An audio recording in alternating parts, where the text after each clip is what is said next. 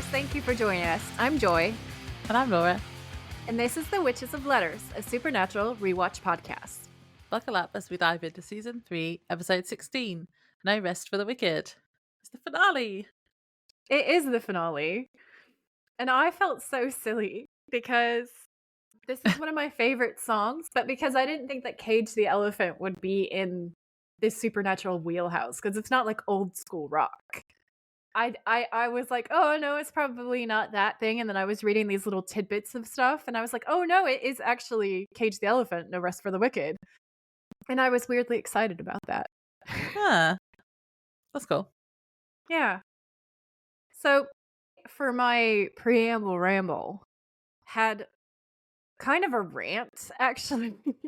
Like, I feel like my preamble ramble for this episode is sort of a rant, because I started researching why we have these really two strong, interesting female leads. Why did they get axed so fast? Which Laura and I, just before we started Yeah. recording, were sort of dipping into that a little bit, because Ruby's a fantastic character. So Bela and Ruby, is that what you mean? Bella's a fantastic character. They have so much potential. Like, I still feel the same way about Jo. Jo Yeah, had so same. much potential as a character. And I'm like, why is it like this? And in the fandom, I feel like there's a couple of different ways that the fandom splits, but I know that there is a core of female fans that have said several different places, including at conventions, that sometimes Supernatural can come off a little bit misogynistic because of the writing choices that are made, and because they bring in these female characters, but they never last for very long. And Yeah. it can feel really frustrating. And I was thinking about it, because, like, I really love Supernatural as a show, and I don't think the show itself is misogynistic, and I don't think that's what people are saying. But I think that what they're saying is it's frustrating when you have these great female characters, and not just the characters, but the actresses themselves receive treatment by critics, Yeah. by people who watch the show. I'm not going to call them fans, because I don't feel like they're real fans. That's my hot take. That is really undeserved and unfair. And so I went down this rabbit hole, and I'm not going to lie to you, like, some of these quotes do feel and seem contradictory, and I think it's because the show ran for so long that opinions sort of shifted quite drastically. I think it's a little bit like the Jennifer's Body phenomenon, where when that movie first came out, there was a small group of people who saw it for what it was and really appreciated it. And later on, a lot of other people jumped on the bandwagon and were like, actually, this is a really cool feminist piece of work, and, you know, it deserves more praise than it gets. And it got an unfair amount of hatred when it came out, because it was pink horror. It was specifically by girls for girls, and people didn't like that, and they misread it, and it was actively mispromoted. And I sort of feel like that's what's happened here with the female characters on Supernatural. So I've got my collection of research, and I'm going to read you guys it, and then I just feel like Laura and I could kick it back a little bit, because we're on the finale, so we have a really good overarching idea of the character lines and what's happened with them. And I feel like we can have an intelligent conversation about this. So the first quote is that No Rest for the Wicked, the season 3 finale of Supernatural, is a widely praised and popular episode, particularly for its cliffhanger ending and the emotional impact of Dean's hellbound contract. It remains one of the most watched season finales in the series. And what I find interesting about that and my tie-in is because just before this, we've had the end of Bella, and now we're having the end of Ruby, Blonde Ruby, for lack of a better term, Kate Cassidy, who is incredibly talented. And I was like, well, why have these female characters been ended, particularly at the finale? Like, this is really clearly a specific decision that's been made with story direction and character direction. So what's going on? And the quotes that I found say that in response to fan concerns about the characters, series creator Eric Kripke stated that, quote, Ruby and Bella are there for important plot elements, but it's not the Ruby and Bella show, nor is it about the four of them cruising around in the Impala together. It's about the guys, end quote. Right? So then when you look into that statement a little bit, like, I got kind of annoyed, Because I was like, who is thinking that? And also, why is that bad? So like Yeah. basically it appears that the core fandom when the series was out was really vocally against both of these characters. But then when you read other things, that sort of gets contradicted. So it's hard to know what is like accurate. But from what Yeah. I understand, the fan polling, they hated Joe, they hated Ruby, and they hated Bella.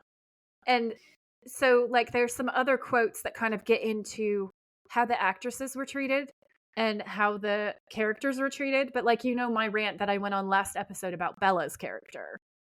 Yeah. I find it really frustrating because I feel like Supernatural was ahead of its time and it was trying to give us complex female characters, right? Like unapologetic, flawed, interesting, heroic, all these different layers and depths. And the thing that seems to have brought about the end of it is that the writers didn't know where to take them because they'd created something that was ahead of its time at the time. And the fans hated them. So we, disclaimer, ended up having an impassioned, longer, awesome, frankly, conversation where we go into a lot more depth about this topic and we really air our feelings and there's a lot of hot takes. So if that sounds like something that will float your boat, okay, that's going to air as part of our wrap-up episode. So make sure that you guys stay tuned in for that one and that you listen to that episode because there's going to be a lot more in-depth conversation back and forth. One might say scandalous hot takes. I think that you'll really enjoy it, especially if you enjoy our more like feminist conversations. You'll love it. You'll really sink your teeth into it, in my opinion. So for sure, check that out. And now we're gonna hop back along because Laura rightly pointed out that we've been talking for like 40 minutes and we're still in the preamble. So thank God for Laura.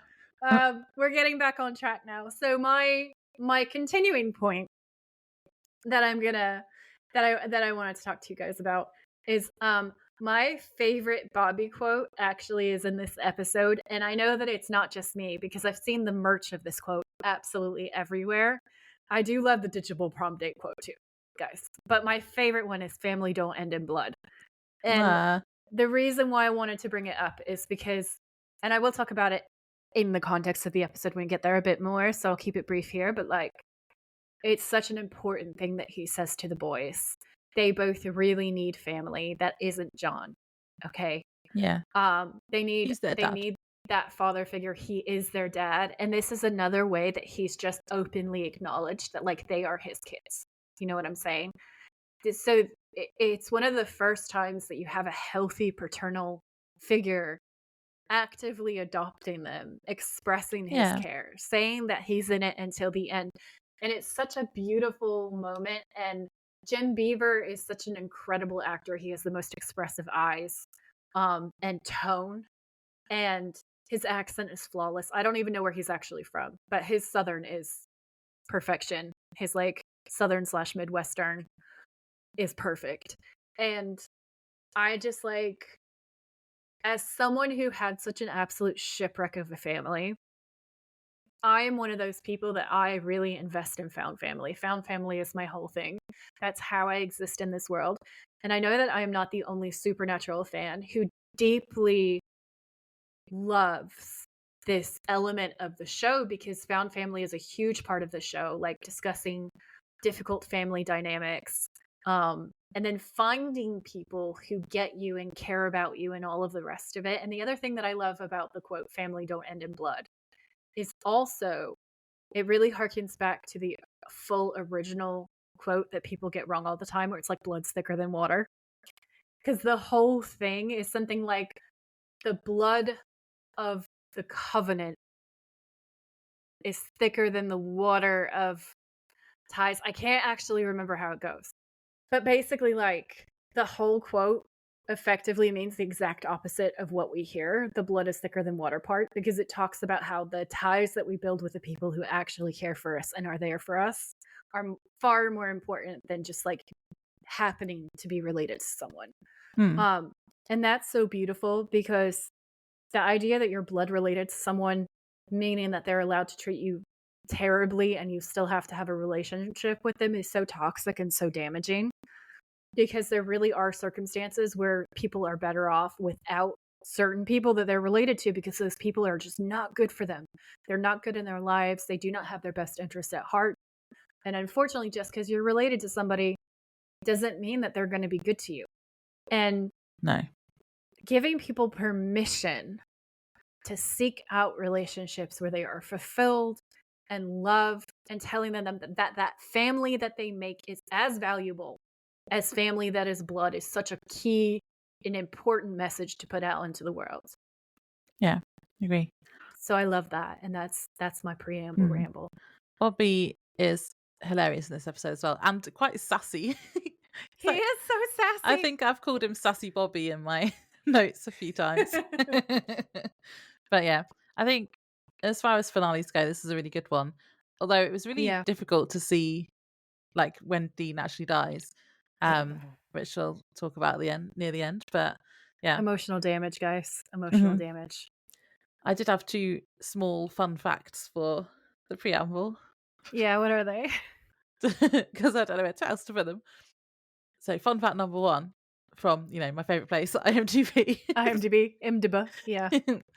It says, No Rest for the Wicked was the final episode filmed in 35mm film HD before the series transitioned to digital camera HD for the rest of the series. So that's quite interesting.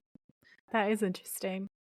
That has got to be the basis as well for the hotel story reel that I put up, where like they were wearing loads of makeup when they were filming on film, because you have to, in order to appear the way that you want to look on film. There's much heavier makeup, because it's sort of like more and less HD at the same time, is the way that I understand how it works.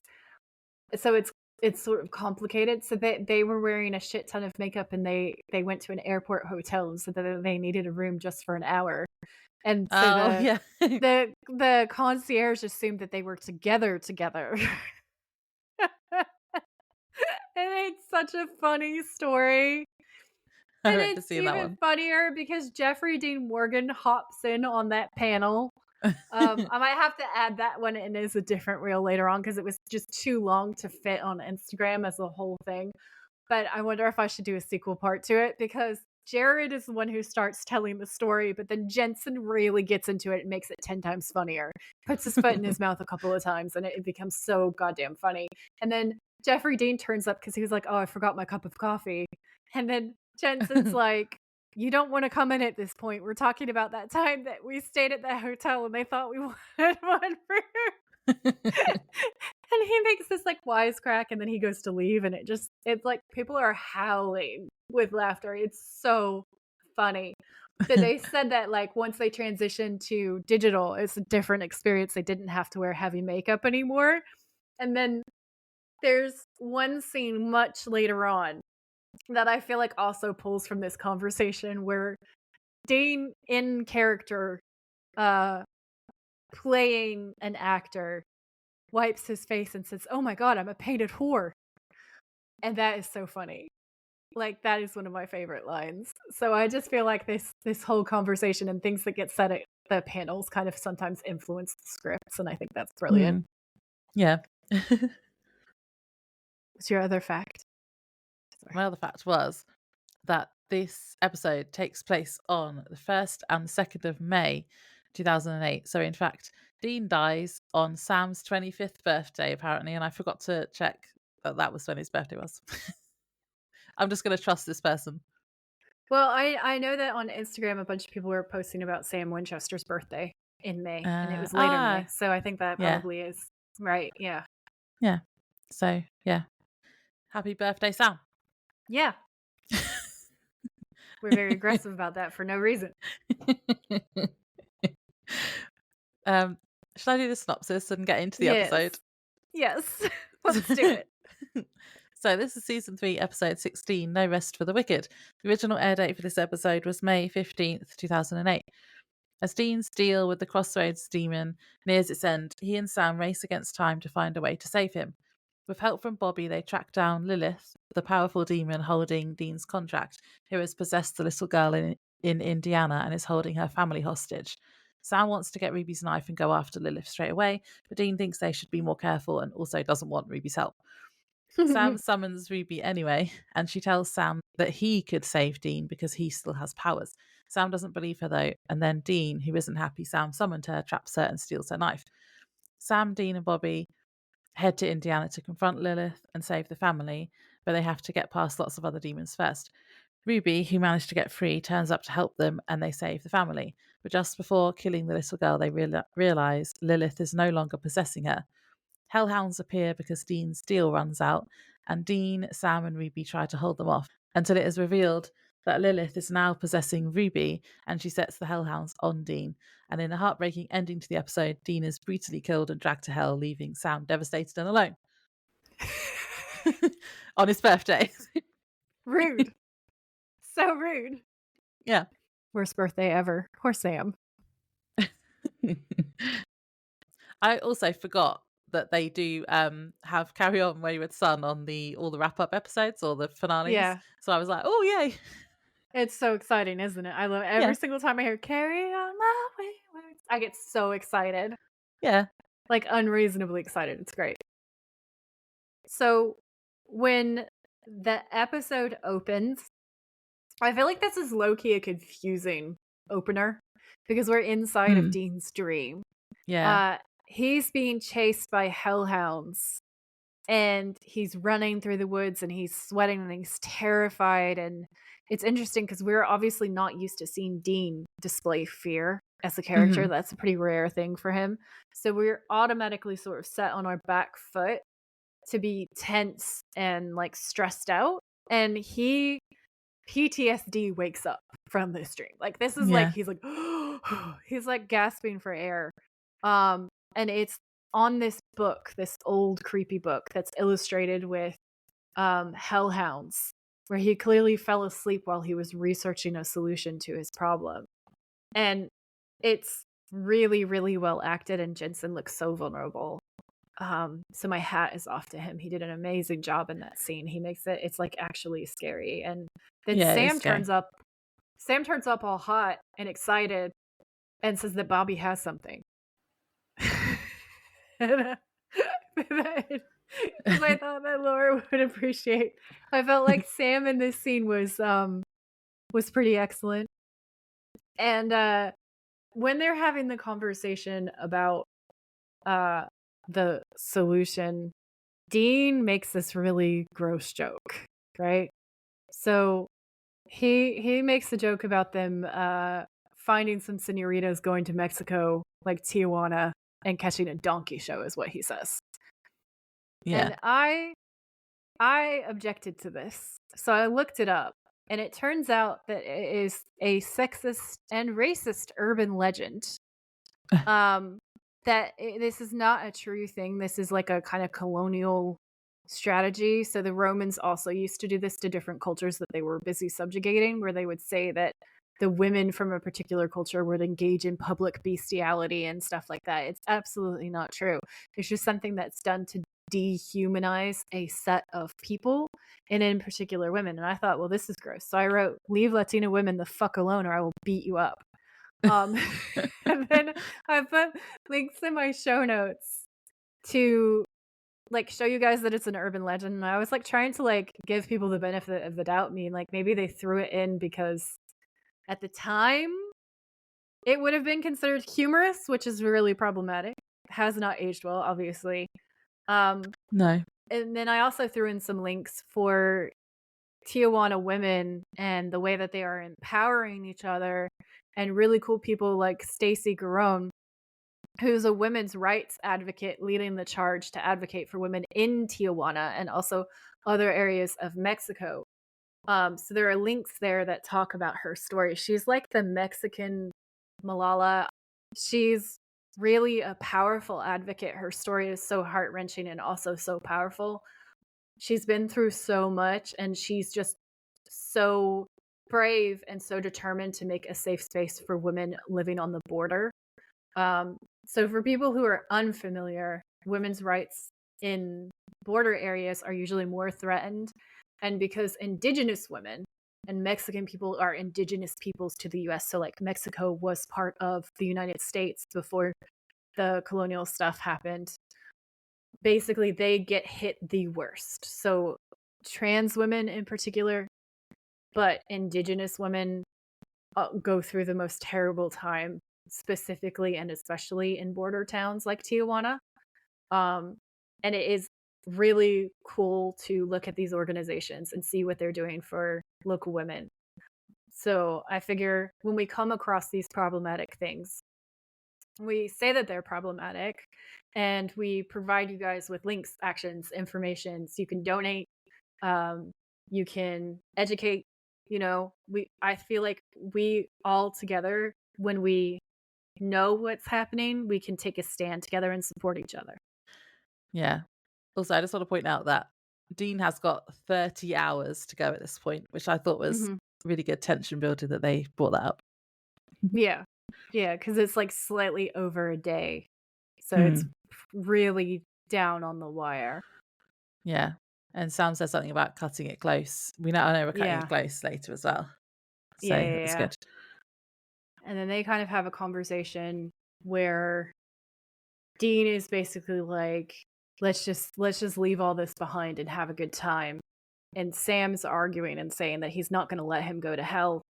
Um, and I wrote in my notes, there's a part in the argument where Sam says, "You're not going to hell. I'm not going to let you. I swear everything's going to be okay." And it's really emotional and really touching. And my note says, spoiler Yeah. alert, it was not, in fact, okay.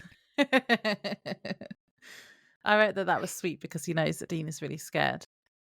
Yeah, so Dean is really scared, and Sam takes on the big brother role for a change. Like, he's trying to Yeah. comfort and protect Dean instead of Dean trying to comfort and protect Sam. Also, during this conversation, while Sam's trying to be all sweet and reassuring and being like, Bobby has something, we have a way forward, we're gonna beat this. Sam twists into his face, that horrible demonic dead Oh, yeah. screaming face thing, That was scary. which is it's such a jump scare. I know that it's in there and I still jump when I Yeah. see it. And then the other side of it that's quite poignant is we know what Dean's just seen because we were just inside his head basically as an audience. But Dean actively hides the hallucination from Sam. So instead of like Mhm. screaming like a normal person, he like chokes it down. Um Yeah. and he puts on this brave face for Sam and he just says, "Yeah, okay." And it's Mhm. it's really pretty heart-wrenching because Yeah. he's very far from okay, but he's still putting up that mask for his baby brother to keep Sam feeling good. Mhm. I had a question for you here as well. Yeah. Because later in the episode, Dean says that he can see demons. So I was like, is this part here where he sees Sam as a demon? Is he really seeing something demonic in Sam at this point, or is he just seeing a demon because he's woken up from a nightmare? Is it Okay. his hallucination from later when he can see that demon faces on people? That's a really interesting question because Sam definitely has demonic blood and demonic attributes. Yeah, and everyone keeps So, saying that he's going to be an antichrist, and I'm like, yeah. why? So it would be really curious if that's like the demonic faces that Dean is seeing. I've never thought about that. I think it's a really fascinating theory because we've seen the deadhead hallucinations from people talking to ordinary people before. I just assumed it was like the deadhead hallucination, like when Bobby says that he's piercing the veil and he's tripping and he's about to be Hell's bitch. Um, that was their explanation for why people see those things. But then when Dean specifically sees the demon faces, I don't know, it's really curious. I would be curious to watch the episode again with that thought in mind and see if his reactions to Sam are similar to his reactions to like Ruby and the cop Hmm. and those other things. Because we just don't know as an audience if he's reacting to a demonic aspect of Sam's nature or if it's just that he's tripping balls because he's so close to hell. Yeah. Um, either way, it's really interesting to think about that. Yeah. I think that's a great question. Okay, so then they go to Bobby, who has a map and some sort of tracking device which uses a pendulum. And I wrote, it's like Charmed, and Bobby is totally a witch, as Joy pointed out before. My notes were like, Bobby is a magician. He's giving redneck John D vibes. And I have to say that it's refreshing as hell to see a blue collar guy being smart as fuck and powerful magician as like a type of character, because this is so new. No one's done this before. No one's done this since. Yeah. I don't think like this is amazing. And then I wrote pendulum power. We love a pendulum, don't we, Laura? Yeah. So yeah, he's going to use the pendulum to pinpoint exactly where Lilith is. He sets it swinging and speaks Latin, and then the pendulum stops on New Harmony, Indiana. And Sam's like, right, let's go. And he's like, whoa, whoa, whoa, holster it up there, Tex. It's funny. Which is funny, because they're from Texas. Yeah. Dean points out they don't actually know that Lilith holds Dean's deal. That's just what Bella said. And I feel like I had this reaction last episode, right? Yeah. Was she in the last episode? Yeah. Okay. And then I also wrote in capital letters, Dean, stop calling women bitches. Yeah. Which links to our rant we had earlier. Yeah. The language in this episode, in the last couple of episodes towards the characters, the female characters, has been questionable at best. Like, I know we're looking at it from a modern lens and the show is like 20 odd years old or something now, but still.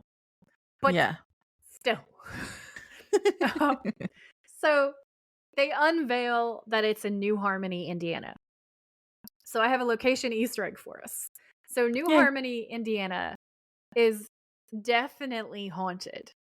And interestingly enough, it actually started out as an experiment to try to create a perfect American town, basically. It was a socialist style experiment, and they tried a whole bunch of different things, but the thing that cracks me up is basically it was a bunch of rich dudes. And they I was put going to say, themselves perfect in whose eyes? Right. They put themselves in this very fancy house, and everybody else got to live in huts, basically. Like nice hut houses, but like log cabin style things that are very small. And the whole system was very much set up. It was like they couldn't see their own hypocrisy through the weight of their privilege, where they're up in the nice big house and they're bringing their families over, and they're like, yes, humbleness, not being too rich. You know, everybody gets along. We all share the same number of chickens or whatever. It failed so hard, and it just descended into absolute anarchy. So like the fact that Lilith goes to this perfect American suburban town that's set in New Harmony is actually really tongue-in-cheek, because she's bringing chaos again, and it's this town that like humans were like, yes, let's do religion, we'll be perfect, and they completely fucked it. That's so funny. So the breakdown of the ghosts that are supposed to be in New Harmony, I thought was kind of interesting. So there are a bunch of different locations that are supposed to be pretty haunted. So briefly, it's the Thralls Opera House, the A.C. Thomas House, and the Rib Rye Gymnasium. These locations all have stories of unexplained phenomena and reported paranormal activity, making New Harmony a popular destination for those interested in ghost hunting.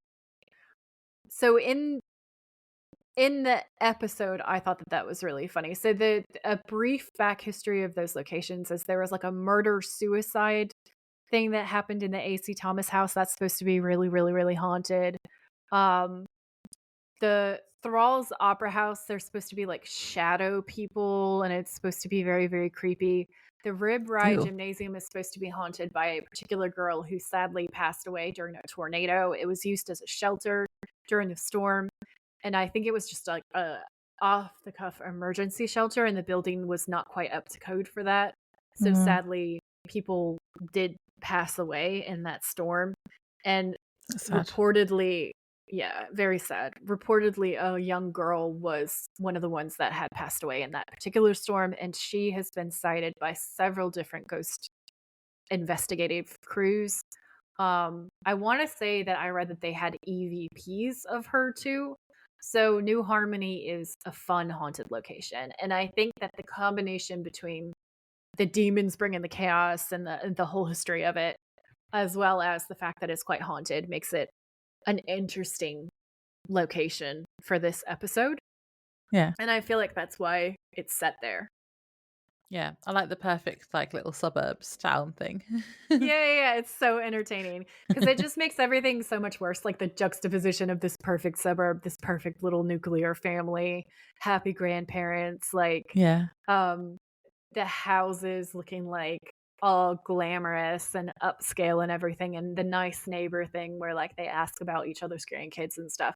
It should be such a cozy, warm, bright, happy place, but instead there's this whole demonic infestation happening. They've definitely done things like this before. They really like using the suburbs to contrast against demonic activity, which I find personally hilarious and great. So, They did it in the first episode this season as well, so it's kind of like it yeah. begins and ends.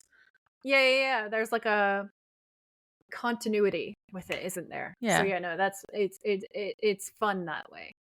Yeah. So yeah, so Dean's saying he doesn't really know if they can trust what Bella said. And he also points out that they don't know how to kill Lilith anyway, and that she's after Sam. And then Bobby's just like, "And you just bringing down the room?" No, yes, he's being a Debbie Downer, Bobby. He's been a Debbie Downer again.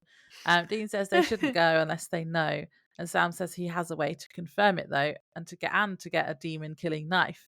And I was like, Ruby. Ah! Dean feels very strongly that they should not summon Ruby though. Yeah. And then I wrote, have they ever summoned her before? Because usually she just shows up. No, she usually just pops in. She's like, "Hi." Yeah. And she saves them or she shows them how stupid they're being. It's one or the other, isn't it? Yeah. Yeah. So in this scene where Sam and Dean and Bobby are all arguing about summoning Ruby, my opinion is that Dean is very much looking at this situation through the lens of John's mistakes. And I think that he wants to live like he's healed enough as a character that he doesn't want to go to hell. And he doesn't think that he deserves that same fate. And he's realized that John was a bad parent and he wants to live, which makes it really sort of tragic. And it doesn't mean that he's willing to allow Sam to be pulled into a situation that it's an echo of what started everything that they're in. And it certainly brings back the trickster's warning from the episode, like the Groundhog Day episode, where Dean dies all the time. And he's saying to Sam that you can't save your brother. And you need to can't accept just it. keep sacrificing yourselves for each other. Yeah. So I thought it was an interesting, heartfelt conversation. It shows us that growth point because in the Dream a Little Dream of Me episode, he confronts his demonic self, right? And the demonic version of Dean is talking about how Dean was just a shell of John, and that all of his tastes were John's tastes, like John's car, John's music taste, John's jacket that he wears all the time. Protect your little brother, protect Sammy. It's like the driving forces of Dean. And he points out that all of that is actually just an echo of John. And then when Dean starts fighting back and saying that he didn't deserve that, and you actually see Dean deciding that he wants to live, and he starts to be hopeful. So like all of these conversations come full force within this interaction. And I thought it was really cool because you can see how he's grown and how he actually cares about himself, but he still obviously loves Sam so much that he still wants to protect Sam above everything else. So Deegan says, "What's the problem? Come on, where do I begin? I mean, first of all, we don't even know if Lilith holds my deal. We're going off of Bella's intel. Now, when that bitch breathes, the air comes out crooked. Okay, second, even if we could get to Lilith, we've got no way to gank her. And third, isn't this the same Lilith that wants your giant head on a pike? Should I continue?" And that made me laugh because it's like, Sam's head is a giant head. That's funny. And then Bobby says, "Ain't you bringing down the room?" And Dean says, "Yeah, well, it's a gift." I laughed so hard. So hard. But yeah, Dean is being kind of bitchy. Well, yeah, because then after Sam says about summoning Ruby, he then calls her the Miss Universe of lying skanks, and I wrote, he's being very misogynistic again today. I don't like it when he's this way. And I understand that he's scared, but he's just called two women they know liars, a bitch, and a skank in the last 2 minutes. Like, rejected. Not canon, Dean. I No. reject this. Back Yeah. to the foul depths of hell from which you came, 2008 or whatever year it was. Yeah, anyway, so Sam and Dean argue, and Bobby chimes in that Sam is right, and Dean shouts, "No, damn it," and everyone goes silent. And he just says, "Just no," and says if they want to save him, they need to find something else. Then he goes to sit down, looking worried and scared again, and Bobby then puts his coat on to leave, and Sam asks where he's going, and Bobby says, "I guess to find something else." I love that part. He's being sassy. And then we cut to Sam summoning Ruby. Yep. And it's kind of like when John summoned Yellow Eyes, because he Yeah. does like a whole like sigils and stuff on the floor, which I think we said in the episode where John does it was like Azazel's name or something. But yeah, anyway, he's got like candles and he starts chanting Latin, which obviously is hot. Yeah, I wrote in the next scene, Sam is summoning Ruby. I love Sam doing witchy shit. And I was like, Laura's definitely gonna put this down as a thirst trap. Yeah. So yeah, he summons her. He stands and looks around, and then Ruby appears behind him, and she says, "You know, phones work too." I just wrote "lol" after that line. And then Sam's really angry. He angrily asks her if she knew about Lilith holding Dean's contract, and she says yes. And Sam huffs and is like, "And you didn't think that was important?" And I put, he's pretty whiny here, not going to lie. And it reminds me of the episode, you know, I can't remember which episode it was, but you know the blah blah blah blah blah blah blah blah what bit? Oh yeah, when Like how he's talking. It's like that. Yeah, no, that's the one where it's the Tall Tales episode, and it's Dean's point of view of how Sam is. Yeah, that part's so funny. But I was like, this is kind of proving Dean right because he was very much like that. Yeah. Ruby's comeback though is also fire. I wrote the whole line down. Ruby says, "If I told you, you two yahoos would have just charged at her half cocked, and Lilith would have peeled the meat from your pretty, pretty faces." And I love that on so many levels. But my favorite part is she says that they have pretty, pretty faces. Yeah. Also, she's not wrong because literally Sam was like, "Yeah, let's go. Get the knife and kill her." They are full on yahoos. Like she is 100% on the money. I also wrote, "Oh, okay. And now that it's convenient to the plot, Sam has powers again." I also wrote, "Have I counted Ruby in my green eye conspiracy because she's got green eyes too?" I can't remember if I've counted her already. Oh my god. I'm adding her to it. Okay. Yeah, so it sounds like, "Well, we're ready now when we want your knife." And then Ruby starts walking around Sam in a circle.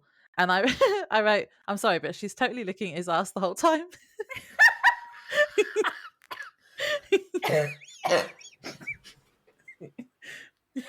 Oh my god, I can't breathe. Joy just died. You have to watch it. She is totally, that's where she's looking. Oh my god, I'm gonna watch that. Yeah, and I didn't even write down what she said here because I was distracted. But it was something about I've got it. being a good time to go after Lilith now because she's on shore leave. So basically, Sam says all that psychic crap that's gone ever since Yellow Eyes died. And I'm like, sure. And Ruby says, not gone, dormant, and not just visions either. Why do you think Lilith is so scared of you? And Sam's like, right, she's scared of me. And Ruby says, if you wanted, you could wipe her off the map without moving a muscle. And Sam says, I don't believe you. And she's like, it's the truth. And I was like, well, that's convenient, isn't it? Because it just felt like they painted themselves into a corner, creating a big scary bad guy. And they have Ruby is theoretically a big scary ally, isn't she? With all these powers. And they were like, well, how do we fix this? We'll just give Sam powers. I don't know. It just felt kind of like, he has powers when it's convenient to the plot, lives on in season 3.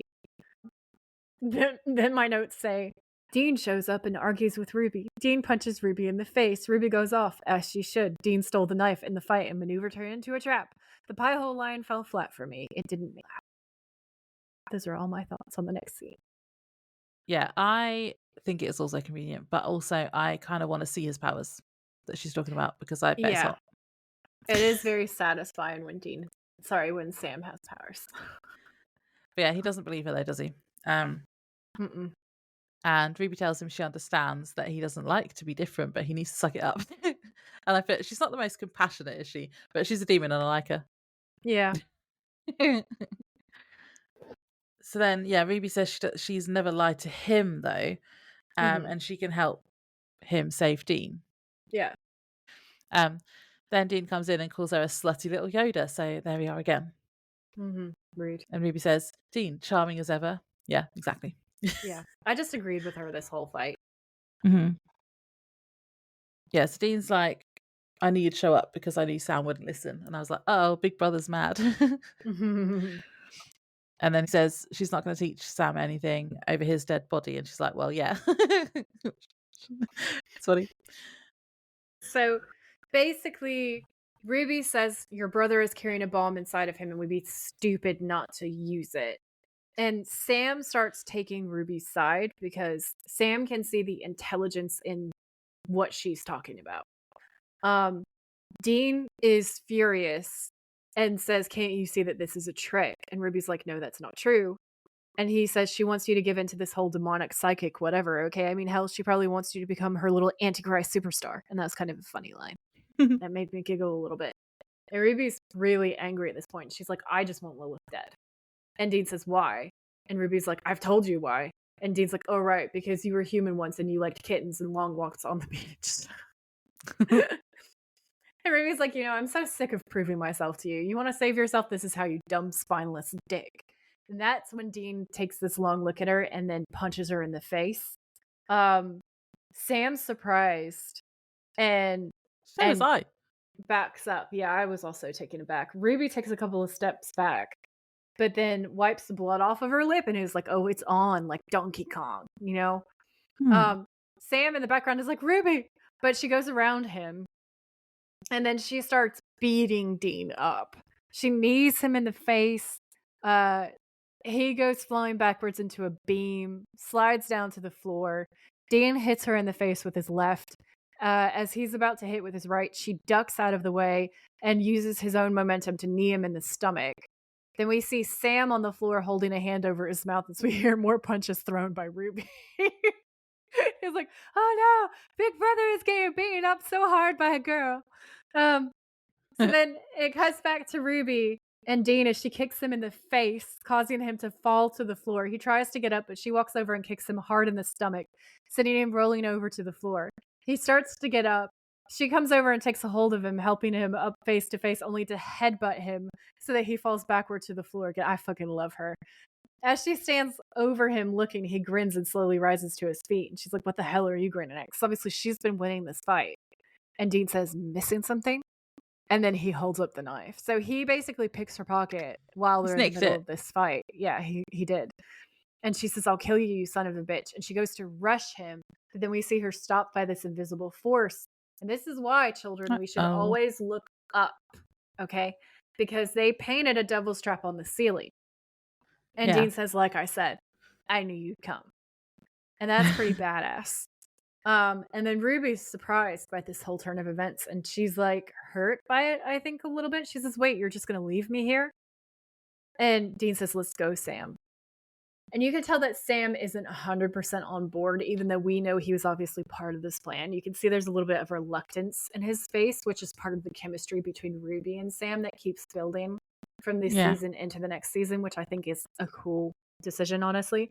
So Ruby freaks out and she starts screaming and saying that she wishes she could be there to smell the flesh sizzling off of Dean's bones while he's burning in hell, basically. "I want to hear you scream." And Dean says, "And I wish you'd shut your pie hole, but we don't always get what we want." And then he walks out. And a lot of people love that line and find it pure comedy, and I just kind of went, meh. I was still, to be honest, I couldn't believe that Dean punched her. And then the rest of it, I was just missed. Well, I didn't miss it, but I was distracted because she calls him a dick, in fairness, but he Yeah. calls her names all the time. It was And very mild she considering what calls he him one usually name says. once and then he punches her in Yeah. the face. That's his reaction to it. Yeah. It reads weird, and it reads more it reads not like Dean to me, because I'll tell you why, Yeah. because even in the 7 Deadly Sins episodes where lust is in that one girl, I'm pretty sure that the demon females always make the first move usually. And like whenever Yeah. Sam shot that other demon in the head, it's after trying to get to save Dean. So there's always a confrontation to it when there's violence against them. It's never just immediate violence. And while I know that this has sort of been building throughout the arc of this series, this like hatred between Dean and Ruby, and it kind of comes to a head, I understand what's supposed to be happening, but I kind of also agree. Like, even a demon girl, I'm not sure Dean would throw the first punch. No, but like, I just don't understand why he's so hostile towards her all the time, because I know she's a demon and he doesn't Mhm. trust her, fair enough. But she has just been, she's helped them a lot. And you would think that he would be a little bit, I don't know, more willing to still keep his wits about him because, yeah, she's a demon. Yeah. But I don't think she deserves the hostility that he's throwing towards her at this moment in time anyway. Yeah. It's And like, weird. obviously, I don't know what happens, although someone on Threads did spoil a little bit for me. But at this point, I'm like, but I don't see why he's that hostile just because she's a demon. Yeah. She's been It, helping them. it feels over the top. Like, and I feel like whenever Dean is super threatened, they take his masculinity and kind of turn it into toxic masculinity a little Yeah, bit. Like, that's something they've done before. yeah.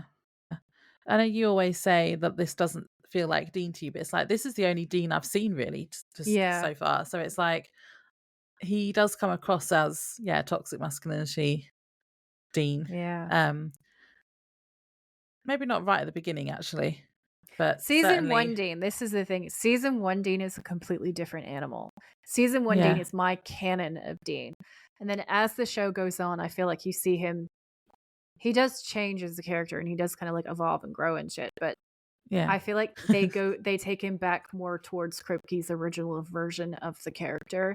And so I look at these other aspects of Dean, and a lot of them are kind of transient, and they feel like it's dependent on the writers that are like guest writing. This one's different because Kripke actually wrote this one, but then you got to remember that he's working off of the back of writers like Gamble and Edlund and all these other people who came in and took his original ideas and sort of changed things about the characters, right? So um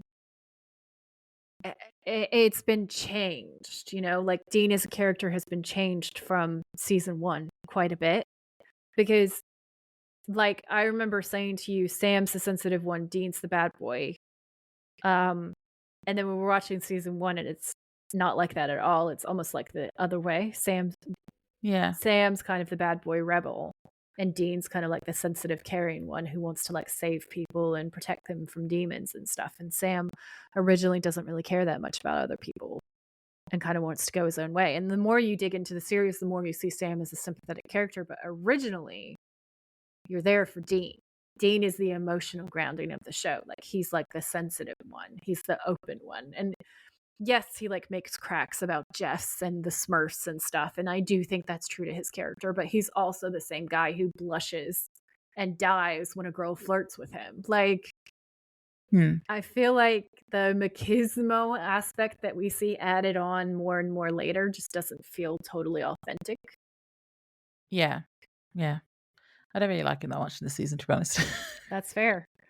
There's definitely criticisms that can be made about the way he behaves in this season. For Dean's behavior, it's really not one of my favorite seasons. No, Because he acts like a jerk so much in this season, and I love him, and he's my favorite. So it's like kind of hard going a lot of parts this season, honestly. yeah, So basically, we cut to a room. It's the inside of their hotel room, I think. And the camera pans over Dean and Sam's collection of weapons. And there's the gun with the white handle that we've seen Dean use over the years, and he picks up a clip And the camera follows his hand to show him and Sam loading all of these weapons together silently side by side. And we can see that Sam's really thinking intently about something. And he's like, we're just going to let Ruby rot down there. And Dean says, that's the idea. And Sam says, Dean, what if Ruby's right? What if I can take out Lilith? And Dean looks at him super angry. And Sam says, quit looking at me like that. And Dean says, what are you going to do? Give her the Carrie stare? And Lilith goes, poof. And I said, hang that lantern. Because that's like literally what happens in the end. And I feel like he had to write this in here to cover his own butt because of the way that it all goes down. I have more to say when we get there, but like, come on. Come on. It's so convenient. So convenient. So Sam says, I don't know what Ruby meant. You know, maybe we should go ask her. And Dean says, Sam, you wanted the knife. I got you the knife. And he walks away. And Sam says, Dean, just listen to me for a second. Last time Lilith snapped her fingers and put 30 demons on our ass, and all we've got is one little knife. I mean, like you said, we go in smart or we don't go in at all. And Dean says, well, this ain't smart. And Sam says, we got one shot at this, Dean, just one. If there's a surefire way, then maybe we should just talk about it. And Dean says, Sam, we're not going to make the same mistakes all over again. And Sam's like, what does that even mean? And Dean points out the pattern between John's deal and all these other things and like what he's done where he sold his soul to save Sam. And he says, Ruby's just jerking Sam's chain and that he knows where that road is going and he knows what it's paved with. And then he turns around and Sam keeps trying to still have the conversation. And he's like, what do you think is going to happen? This is me. I can handle it. Meaning like he feels like Dean should just trust him to know that he's not going to go bad guy, that he should be able to use his powers to save Dean. And Dean says, why even risk it though? Basically. And Sam says, because you're my brother, because you do the same thing for me. And Dean's like, I know. And look at how that turned out. And then there's this really awkward moment and they kind of look away from each other. And Dean says, all I'm saying, Sammy, all I'm saying is that you're my weak spot. And Sam looks at him and Dean says, you are, and I'm yours. And Sam gets all choked up. Stating the obvious. Yeah. And he says, you don't mean that. We're family. And Dean says, I know. And those evil sons of bitches know it too. I mean, what we'll do for each other, you know how far we'll go? They're using it against us. And Sam says, so what? We just stop looking out for each other? And Dean says, no, we stop being martyrs, man. We stop spreading it for those demons. And he picks up the knife and says, we take this knife and we go after Lilith our way, the way Dad taught us to. And if we go down, then we go down swinging. And Dean says, what do you think? And Sam says, I think you totally should have been jamming Eye of the Tiger right there. And Dean says, oh, bite me. I totally rehearsed that speech too. And Sam smiles. And he says, so Indiana, huh? And Dean says, yeah, we're Lilith's on shore leave. And Sam says, yeah, I guess. And then Dean says, tell me something. What the hell does a demon do for fun? And that's when we cut to New Harmony. What's the Eye of the Tiger stuff? Is that supposed to be a reference to the Eye of the Tiger dance that he does later? Well, not dance, you know what I mean? I guess maybe it could be considered foreshadowing to that because that's a while. But okay. Yeah, no, it's cool that it just made me think of Supernatural predicts, isn't it? Supernatural predicts again because that was something that he just did off of the cuff. And it wasn't supposed to be on film, but they kept filming because it was so hilarious. Yeah, and my notes were just that at least they're self-aware about the whole selling their souls for each other thing over and over again. Yeah, I basically put the same thing. I was like, Dean finally woke up to the fact that John was a deeply flawed father and the way that he did things wasn't great. But now that we're down to the wire, he's still going to hell for Sam. And he's like, we've got to do things Dad's way. And I felt like that felt a little bit weird to me, like logically speaking, the way he's both breaking away from John's stuff and saying that it's messed up. But then he's also like, we're going to do this Dad's way. So it just feels like really opposing points. Yeah. So then we cut to New Harmony, Indiana, where the creepiest sounding ice cream truck drives on a suburban street. A man walks to his mailbox and so does his neighbour. And they greet each other and they're called Pat and Tom. Tom asks after Pat's granddaughter. He says she's homesick. And so the other guy says, well, give her a big old hug from me and Judy. Pat says, you bet, and shakes Tom's hand and goes back to his house. But when he leaves, we see that Pat handed Tom a note during the handshake and it says, help us on it. And I wrote, ooh, creepy. It was creepy. It's really creepy. And then it gets even creepier Ugh. because as he walks inside, the camera pans over the corpse of an old lady, and the corpse is covered in flies, and it's giving like bathtub lady vibes. It's just a sudden Mm. shock.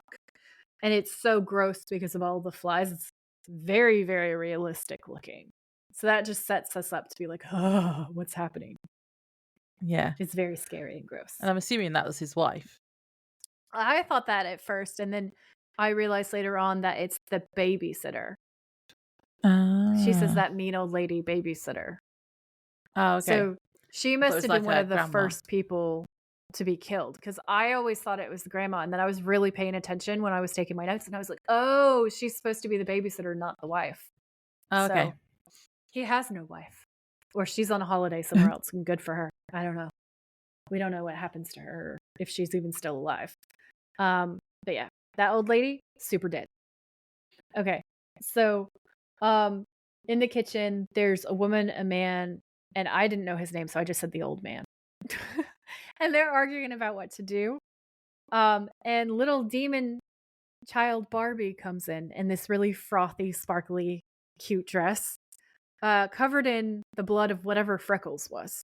Because she's The like, cat. Freckles was mean to me. I assumed Yeah, they cat, say and I that was really it's the sad. cat. Yeah. Oh, and I put R.I.P. Freckles. And her mom's like, "That's nice, dear." And I was just like, Yeah. this is very dark. Mm. Um, so there's all this jumpiness, and when they realize that she's coming downstairs, Mr. Fremont, the husband, says, "Shut your mouth, she's coming." And then like I said, you see Demon Barbie baby kid all covered in blood, and she says Freckles was mean to her, and that's when Mrs. Fremont says, "Oh, that's nice, dear." And you can see she's shitting it. Like this woman is terrified. She's sitting in a brick. She is so scared. And baby Lilith says, "Daddy, will you push me on the swing?" And he's like, sure." And then he says, "But don't you want to change first? I mean, you don't want the neighbors to see all that blood." And she's like, "Oh, you're so smart. I love you, Daddy." And then she hugs him, absolutely covered in blood. And his face is Ew. great because his face is just like, oh, oh. Um, and then She's really creepy. she's really creepy. And then all of the adults kind of look at each other silently over her head. And then Mr. Fremont, he doesn't know how to read a room, says, "I love you too. Hey, sweetie, do you think after a while you could let us go?" And his wife is silently mouthing, "No, don't do it." Like everybody in the background is like, "No, read the room." Um, and Lilith is like, "What the fuck?" She's like, "Why?" And then she's like, "Don't you love me anymore?" And he's like, "Well, sure I do." And Mrs. Fremont is like, "We all do, honey. We love you so much." She's like crazy. She's crazy. She's suburban mom crazy. Um, and Lilith says, "Don't be mean to me, Daddy." Like Freckles, or what's her name? That mean old babysitter. Mr. Fremont looks over at Mrs. Fremont, and they're all wide-eyed, and then he looks back down at Lilith, and he just says, "I'm sorry." And you think that everybody's about to have a neck snapping good time, but then she just laughs it off, and she says, "That's okay, silly, now let's go and play." And she's like full little girl mode, and it's such Yeah. a crazy switch. Yeah. It's really good. She's actually a really Yeah, good actress. she is a great actress, and actually, I will say for the fandom, they didn't hate the small girl child. They loved her. Everybody was like, "She should win an Oscar. She's amazing." Yeah. But because she's really cute and then And then really evil. terrified. Yeah. Yeah. She has a Al- really good range for cute to evil. Also, at this point in my notes, I had a question saying, why is Lilith always a little kid? But then later she isn't. But yeah. But she Uh, still has little kid aspects when she's yeah, she talking was to them. still, yeah, acts Uh, like a little kid. Hmm. bleh. Don't like So it. yeah, I just wondered if that's her thing. Yeah, apparently. So then we're back with Sam and Dean who are in the car about to leave for Indiana, but baby won't start. And I went, oh no. Then Bobby knocks on the window and holds up part of a car. And I wrote, do I know what part? No. Do I care? Not really. Not enough to look it up. All we need to know is it's why the car won't start. It's a distributor cap. There we go. And he says, where do you think you're going? And the way that Sam and Dean look is funny because it's like, oh no, we're in trouble with Dad. Yeah. Dean explains that they got the knife and Bobby is mad that they would go without him. This is the ditchable prom date. Yeah, quotes. I love it so much. So Sam do I. Sam comes around from the corner and is standing next to all three of them. And Bobby says, "Do I look like a ditchable prom date to you?" And Sam says, "No, Bobby, of course not." And he says it in the daddy is angry tone of voice. He's like, "I'm so sorry." And Dean says, "This is about me and Sam, okay? This isn't your fight." And Bobby walks up to Dean absolutely furious and says, "The hell it isn't." And Dean looks at him and he's kind of taken aback. And Bobby says, "Family don't end with blood, boy. Besides, you need me." And then I just wrote, "Bobby's Yeah. the best dad." Yeah. I wrote Dean really should know that Bobby cares about him, so he would want to help. Yeah, he should know that. But this Yeah. is the first time that he's been like, "I love you. You're like a father to me," in that one Mm. episode with all the Yeah. dream stuff. And Bobby in this episode is like, "Family don't end in blood." He's like, "You're my Yeah. child." You know? I love it. Yeah. And Bobby also says that they need him. This is where I've got Bobby gets sassy because he's like, and because I'm smart. Yeah. It's great. It's so good. So Bobby says that Dean's playing wounded and asks how many hallucinations he's had so far. And Sam is like, "What the fuck?"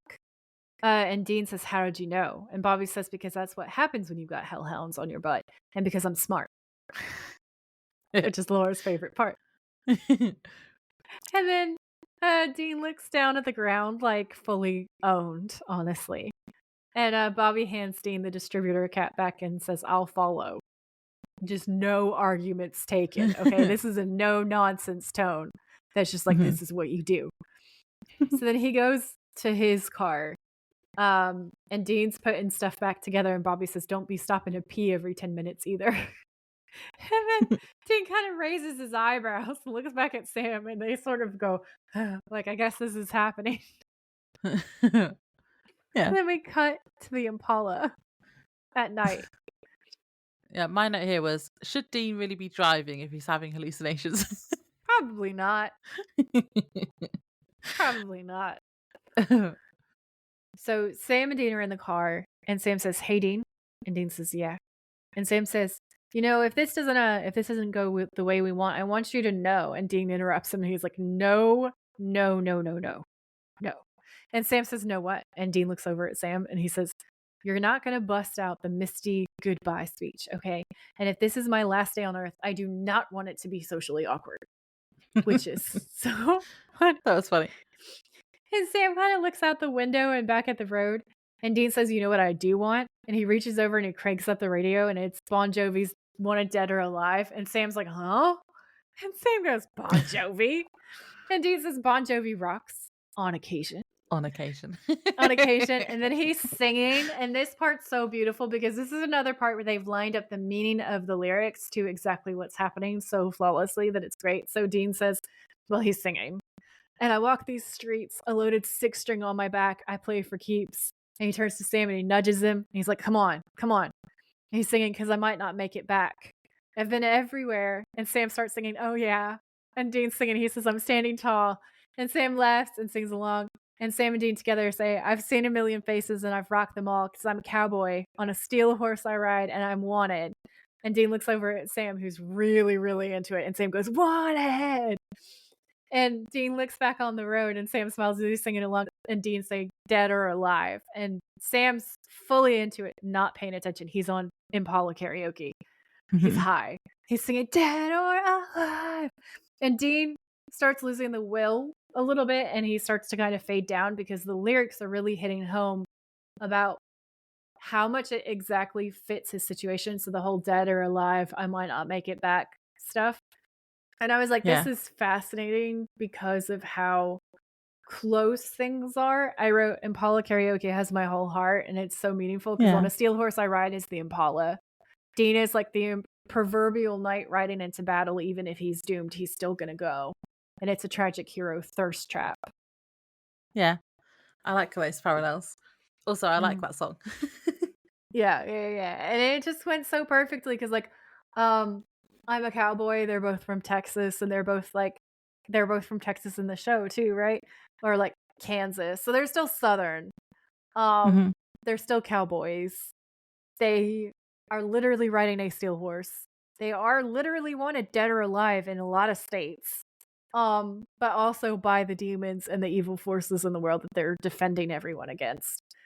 Yeah. I've seen a million faces and I've rocked them all. Makes me think of like all the fist fights that they've had fighting demons. Cause like at this point in their lives, they've been fighting since they were kids. How many fights have they been in? It literally could be just so many. So the whole thing is a perfect parallel. And I thought it was really beautifully done. Mhm. Yeah. I did note in my notes that She noted in a note but it's the horror in that horror. rats are the rats of Wales.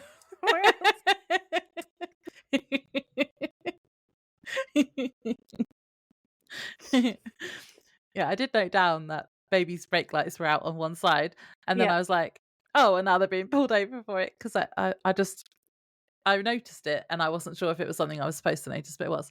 Yep. So yeah, so in the next scene, they're pulled over. Dean knows why, and he says it's not like we're in a hurry or anything, which prompted Mhm. me to say, "Well, then you should have fixed it." Like he knew the lights were out. The officer asks for Dean's license and registration and asks if he knows he has a tail light out. And I wrote down the pseudonym was Mr. Hagar, but I didn't get that one. I don't know if that's a rock one, but there is a Hagar the Horrible who was a Viking in a comic strip that I grew up with, which I assumed that that's what it was a reference to. So I thought that was funny, especially because he brutally assassinates this dude. So Yeah. that was my thought process. So Dean looks at the officer strangely and says, yeah, he does, and he's been meaning to take care of it. And then he opens the door really hard on him, knocking him over, and jumps out of the car, punches him, and stabs him in the face with Ruby's knife. Mhm. And Sam gets out of the car, and Bobby pulls up behind and runs over. And Sam asks how Dean knew he was a demon, and Dean says he could see its face. And I went, "That's cool, but also scary." So I now thought we it know was that he's seeing amazing. demon faces. Yeah, this was a thirst trap. This was a violent thirst trap. I thought it was great. And it's even funnier because Dean hates cops. Yeah. It's also going to come in handy for later because he can Yep. see demons. Yep. So yeah, so then we cut to a little later and they've hidden the police car with the officer inside. And then I just wrote, this whole scene is hilarious. Yeah, it is. It is. So they're still having a conversation about how Dean can see demon faces. And Dean says it's crazy.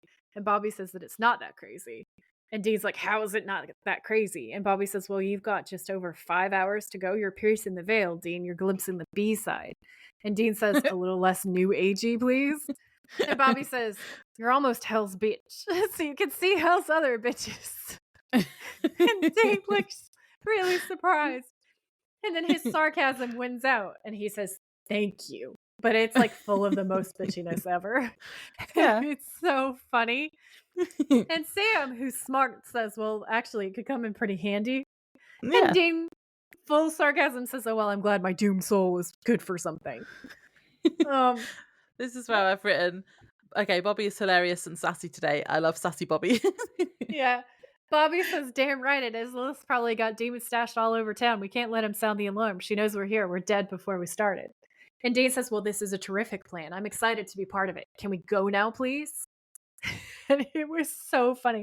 Like, just the way that Jensen delivered that line took me out. That was the funniest part of the episode to me when he was like, can we go now?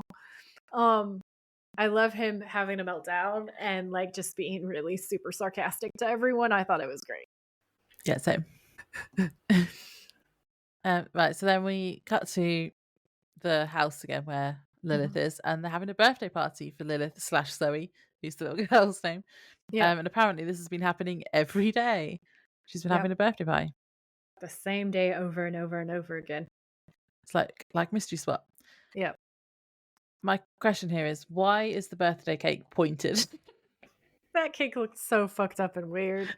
It looked like Mrs. Fremont has been baking the same cake for like the last year and a half, and she's just lost her fucking mind at this point. And Lilith every night is like, Mommy, it has to be 20 tiers, all chocolate, or you'll die. You know, that's the vibe that it's giving. It looks crazy. Yeah. So they're serving this cake, and Lilith asks the grandpa why he tried to ask the neighbor for help, and he says he didn't. And then she calls him a liar, and then asks the parents if they knew about this, and they're both like, no, and they throw grandpa under the bus. Lilith says she doesn't like him anymore and snaps his neck. I wrote everyone in this scene who was like, and I don't know whose dad he was because he was her grandpa, which means he was one of their dads. Yeah. They're all like, well, he lived a full life, and I just laughed so hard because they're all like, yeah, that's not no. You did that to yourself, pal. And he's like, somebody help me, and they're like, nah, you're old, friend. Your time is Aw, nigh. poor grandpa. And then it was a neck snapping good time. Yeah. I don't like it when she does that. Yeah. The mum gasps in shock, and Lilith says, "Nobody scream, okay? Screaming makes me mad." And then she switches to cute and innocent again and says, "Mommy, can I have ice cream with mine?" Yeah. It's like creepy kids. Yep. All the way creepy. I thought it was kind of a funny takeoff of like, you know how there's all those threads of parents talking about their creepy children, like the ones that like sleepwalk in the middle of the night and stare at them with their eyes open and they just wake up to this child's face staring at them while they're Yeah. asleep and stuff like that. Like I feel like Kripke poured all of that into this episode and made her the ultimate creepy child. They are good at doing the creepy children on this show. They really are. It's a skill set. Mm-mm. So then outside, Sam and Dean and Bobby are watching, and Dean says it's the little girl, and he's like, "Oh God, her face is awful." Yeah. And Sam wants to go running in, just like Ruby said they would do. Just Yeah, saying. because they're yahoos. Yeah. Dean says they should be more careful and points out that the mailman and Tom from before, who he calls Mr. Rogers, are both demons. And I was like, that's how Lilith knows Grandpa tried to get help. Um, Hmm. Sam and Bobby say they need to get to her though, because it's not just about saving Dean, it's about saving everybody. I wrote the demon mailman is clearly just looking for the hot gossip because he's going through all the mail in the middle of the night at like 9 p.m. and he's just like, nope, nope, nope. He's like obviously looking for blackmail material or something entertaining. And that was so funny. So Sam is looking around and we see the Dean called one of the other guys Mr. Rogers. And he's sitting theoretically reading a book, but he's facing the windows. And then it cuts back to the guys, and Sam's like saying that they need to ninja past those guys and sneak in. And Dean says, then what? Give a Colombian necktie to a 10-year-old girl? Come on. And Sam's like, look, Dean, I know it's awful. And Dean's like, you think? And he says, this isn't about saving you. This is about saving everybody. And Bobby says, she's got to be stopped, son. And Dean has this really deep, like, moment of, I don't know what to do. And then he's like, oh, damn it. And then we cut to the inside of Lilith's bedroom. Yeah, and she's reading a bedtime story with her mum.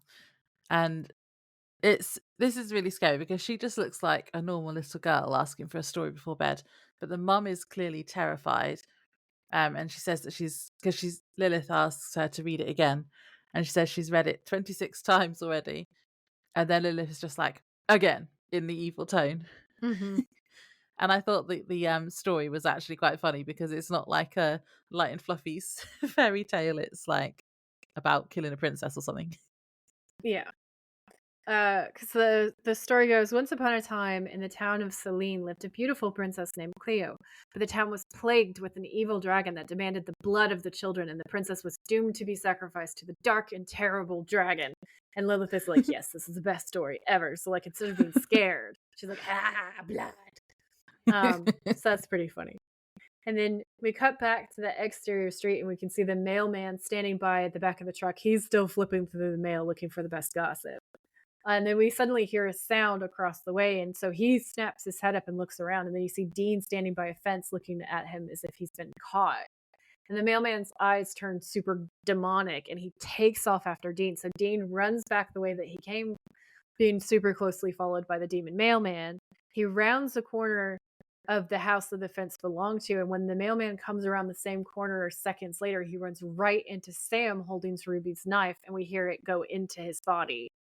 Sam struggles with him as he turns around, and Dean comes up behind the mailman and puts a hand over his mouth so his death doesn't alarm the rest of the demons. But basically, he like lets out like 2 small screams. So they were like, "Oh, we're gonna do it so silently. We're gonna be like assassins or whatever." And then he's like, "Ah, ah!" Like he totally failed at this. That was not stealthy. No, although Sam stabbing him was hot. Yeah, it was really good. I thought this whole episode Sam is basically doing a Buffy impersonation. With the knife is basically Mr. Pointy the whole time. Yeah. There's really specific ones, but like there's one in a minute where you just see him plunge it into a dude's chest, and you can only see the wooden handle of the knife, and I was like, Sam is Buffy. Yeah. Yeah, during this time as well, Bobby is holding a rosary over a water pipe, turning something, because we don't know what yet, into holy water. And this was really cool when we find out what it was. Yep. This is a nice callback to John doing that in that warehouse fight with Meg. Mm. Yeah. Yeah, like the big water tank thing. Yep. We then cut back to Sam and Dean, who have stabbed Mr. Rogers. And that's the Or one where Tom. he looks like Buffy. Yeah. And yeah, so they're basically just clearing all the demons who are watching out for Lilith, like protecting her. Mhm. Dean runs through a garden and is then ambushed by Ruby, who throws him against a fence and asks for her knife back and threatens him. And then Sam turns up and pulls her off Dean, saying he doesn't have it and shows her that he does. Dean then calls Ruby an ugly broad because he can see her real face and because he's a misogynist. And then Sam argues with her and he starts calling her a bitch as well. And I was like, come on, Sam, you're better than that. He actually has a knife to her throat. He doesn't like show her the knife. He has a knife in her neck basically, and it's like he doesn't have it, I have it. Yeah. So yeah.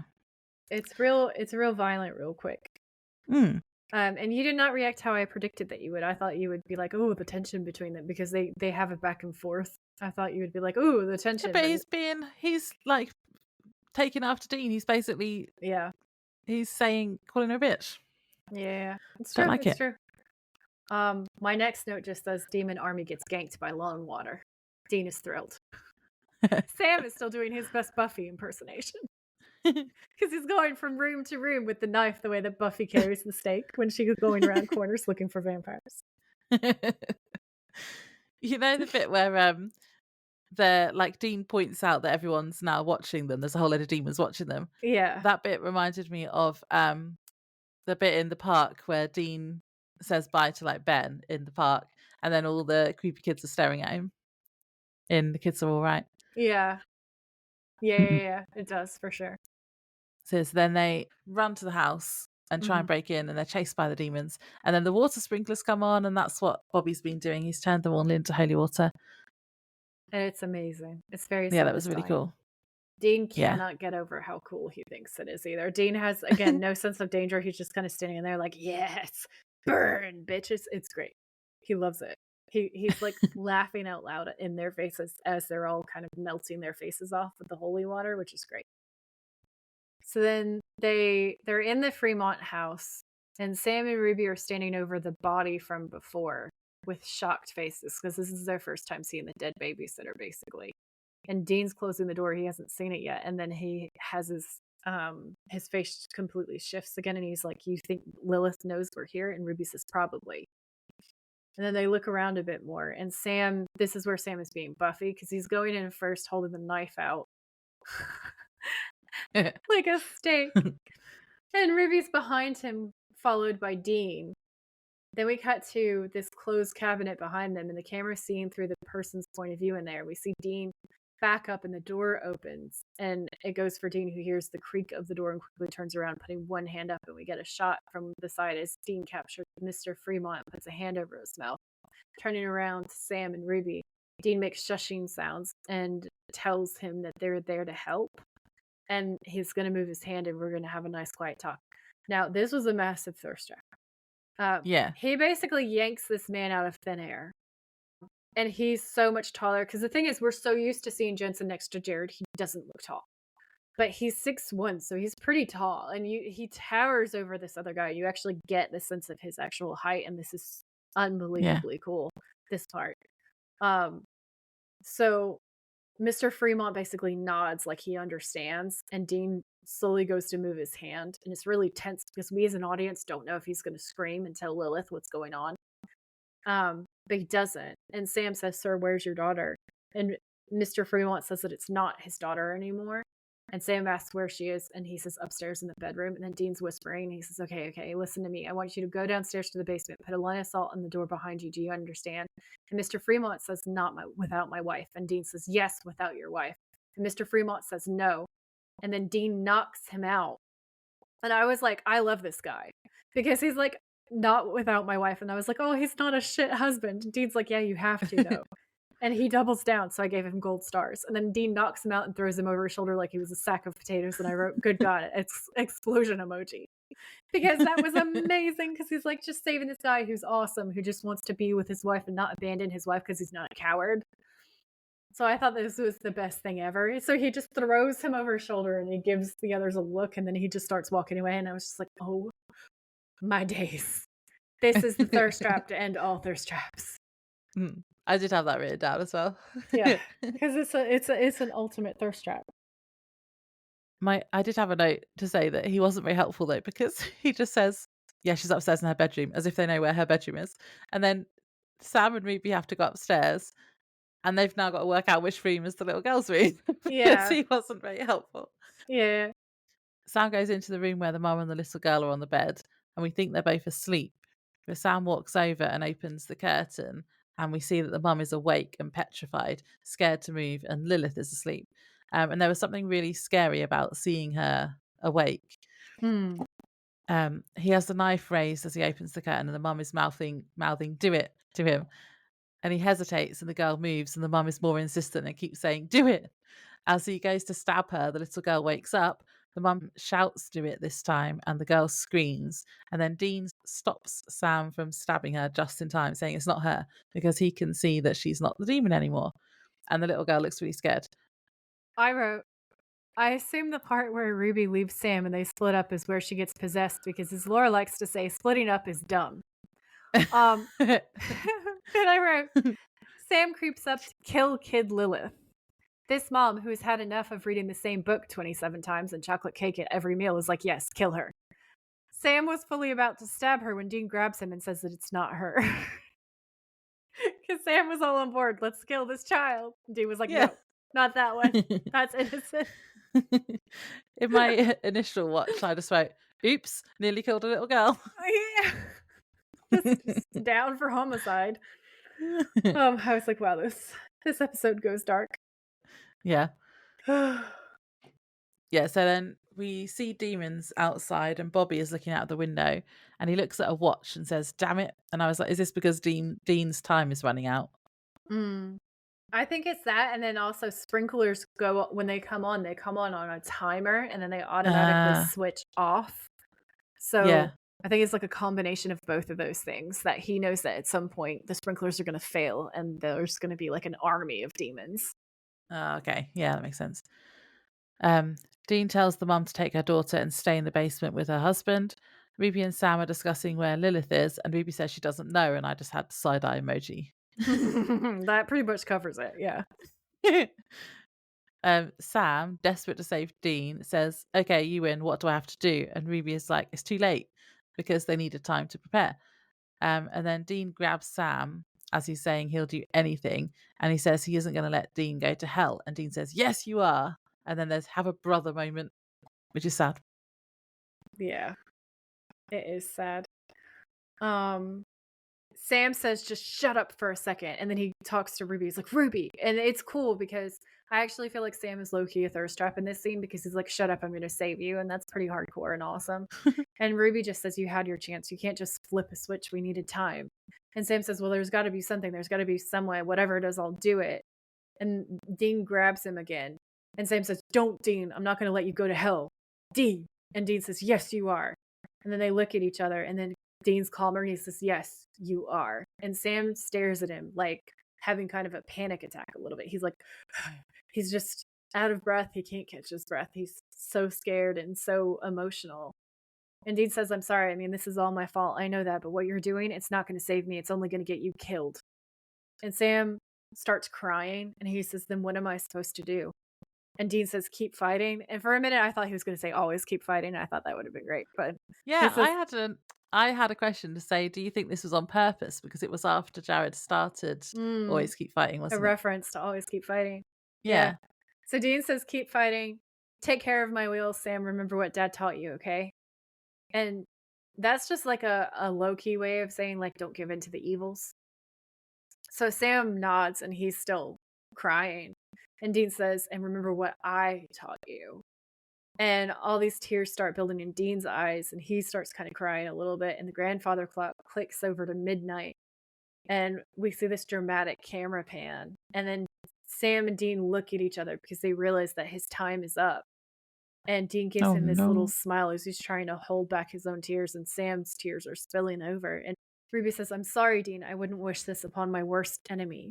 And then we hear the hellhounds, and Dean's face falls as he turns around to where he can hear them. And we know Dean can also see them now. So Sam's looking around trying to figure out how to defend his brother, but he can't see them. And Dean says, Hellhound. And Sam says, where? And Dean points to where it is. And you start hearing all the growling and everything, and the camera cuts to Ruby, and her face falls when she sees it. And then we start to see through the Hellhound's eyes as it's staring at the group of Dean and Sam and Ruby, and it starts to move towards Dean, and Dean bolts out of the room. They all run out with him. They run into another room and close the doors behind them in the face of the Hellhound. It's like seconds. It's really tense and scary. And Dean takes out a bag of goofer dust as Sam and Ruby stand against the doors, holding them shut. The dog the whole time is pounding, trying to break the door down. Dean throws himself down at the floor and starts pouring the dust down really frantically, and the pounding stops. And then they all sit still for like a second. And then Ruby says to Sam to give her the knife because she might be able to fight it off. And Sam looks at her completely confused. And she says, come on, the dust won't last forever. And then Dean turns around and looks at them for a second. And then Sam goes to hand the knife over to Ruby, and Dean screams, wait. And then we zoom in on Ruby, who's starting to look suspicious. And Sam turns around to Dean, and Ruby says, you want to die? And Dean says, Sam, that's not Ruby. It's not Ruby. Ooh. Because he can see their faces, can't he? Yeah. I got chills on that bit because I didn't see the twist coming. Yeah, it was a good twist. And I remember this being really scary for me the first couple of times that I watched this episode. So Sam turns back to Ruby, who telekinetically flings him up against a wall and pins him there. He drops the knife and it falls to the floor, totally useless. Then she hits Dean with her telekinesis and flings him on top of the table, pinning him down. He kind of grunts and holds his head up so that he can look at Ruby. We have the impression that he's fighting against it with everything that he has, but he's just not strong enough to break out of it. And everybody's really helpless at this point, so it's quite scary. And Sam's looking from Dean to Ruby and back, and Dean says, how long have you been in her? And Ruby's whole being changes over, and she becomes a lot more childlike. And Lilith says, not long. It was creepy. And then she looks down and she says, but I like it. It's all grown up and pretty. And that part's quite freaky, the way that she delivers that line. That's great acting on Kate Cassidy's part. So she looks up at Dean and her eyes turn white again. And Sam says, and where's Ruby? And Lilith turns back to normal. And she says she was a very bad girl. So I sent her far, far away. And then we hear her kind of crunching the bones of the host's body as she's moving around. And it's really weird and freaky. And Dean says, I should have seen it before, but you all look alike to me. And then after this beat, she snaps her head around to Sam, who looks over, and she starts stalking towards him. And she says, hello, Sam. I've wanted to meet you for a very long time. And then she kisses him, but it's forceful and super weird. And we can hear it's like his mouth is burning or something. It's literally hot, but also scary. And she says, your lips are soft. And that's why does she kiss him though if she hates him? I don't know, it's weird. Yeah. So Sam moves his head over to one side and tries to get away from her. And Sam says, right, so you have me, let my brother go. And then he looks down at her. And Lilith says, silly goose, you want a bargain? You have to have something I want. You don't. And Dean says, so this is your big plan, huh? Drag me to hell, kill Sam, and then what? Become queen bitch? And Lilith says, I don't have to answer to puppy chow. And Dean's obviously in pain. And then she moves away and opens the door and says, sick 'em boy, to the hellhound. And Sam looks around at Dean at this point. Lilith opens the door and the dust blows away as the hellhound charges in, and she laughs and smiles really evilly. And then we see Dean getting shredded on the table as it rips into his chest and his leg and stuff. And Sam stands against the wall, being pinned by her telekinesis and can't move, and he's just screaming, "No, stop." Lilith looks over at him and then looks back at Dean. And the hound's already slashed up his right leg and is now attacking his chest while he's screaming. And Sam is screaming, "Stop it." And Lilith is just enjoying this. She's having the best time ever. The hound slashes Dean on his back and shoulder, and Sam screaming, "No." So Dean, trying to get away, flips over and it slashes him over his chest again, and blood starts really gushing out now, and it's bad. Like, you can tell that this is gonna kill him when you see it. Yeah, And it's they use horrible. practical effects, so it looks really realistic and gross. My only criticism is the blood's a little bit too orangey to look too realistic, but if they'd made it really Yeah. realistic, I might have cried. So I don't know if I want it that realistic or not. Yeah. It was much better than the last time the Hellhounds came for that. Do you remember that woman and it just ripped her trousers? And we were Yeah, like, that where's was the so blood? random. That was so random. So Sam Yeah. says, "No, stop it." And we can tell that Dean is taking his last breaths. And Sam says, "Stop it." But he's screaming, and the blood's pouring out of Dean's chest, and he's not screaming anymore, but he's not quite dead yet. And Sam's screaming, "No." And Lilith smiles at Sam, and Lilith says, "Yes." And she holds out her hand, and we start to see her do her whole white light thing where she's going to nuke everything and everyone.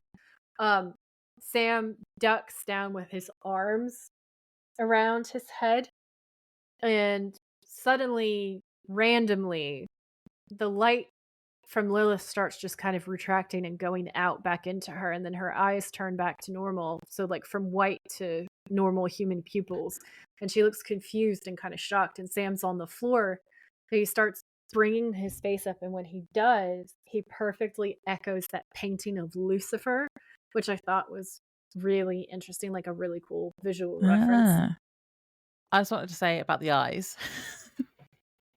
Because when the demon eyes, they flash on and flash off, don't they? But they like Yeah. rolled down from under, like It is. it rolled It's from like so being much white to scarier. eyes. It Yeah, was horrible. so Lilith, when Lilith takes over, her eyes roll up, and you just see the whites. It's like full white eyes, and then when Yeah. the human-looking eyes come down, it's like the eyes are just dropping down, like they were rolled all the way back, and it's Yeah, but that was creepy though. slow-ish, and that is so much scarier than the demon blink. Yeah. It's a great effect. Also, Lilith kind of reminds me of, is it Storm who has white eyes? Yeah, Storm in does. the Yeah, X-Men. in X-Men. Yeah. Yeah, she's really cool. Yeah, she is really cool. Scary, but cool. Yeah. Oh, I had a question here. Was she Ruby again then now? So like when Sam goes No, to kill her, she's not. Ruby was gone. The minute that Lilith took possession of the body, Ruby was exorcised out and back into Okay. hell. Because it was weird because she kind of like changes as if she's changed back to her. So when he notices that nothing is happening and the light is going away, he looks up, and Lilith starts looking scared of him, and she says, "Back." And then Sam takes a breath and starts walking towards her, and Lilith says, "I said back."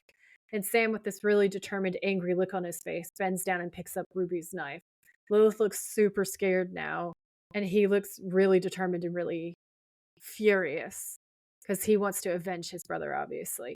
And Sam says, "I don't think so." And then he pulls back his hand and goes to stab Lilith, but she just exits Ruby's body. So there's this huge column of black smoke as she screams, and the camera's cutting between her mouth and the ventilation in the roof, and this angle from the roof where we can see Dean's body in the background lying on the floor, all bloody.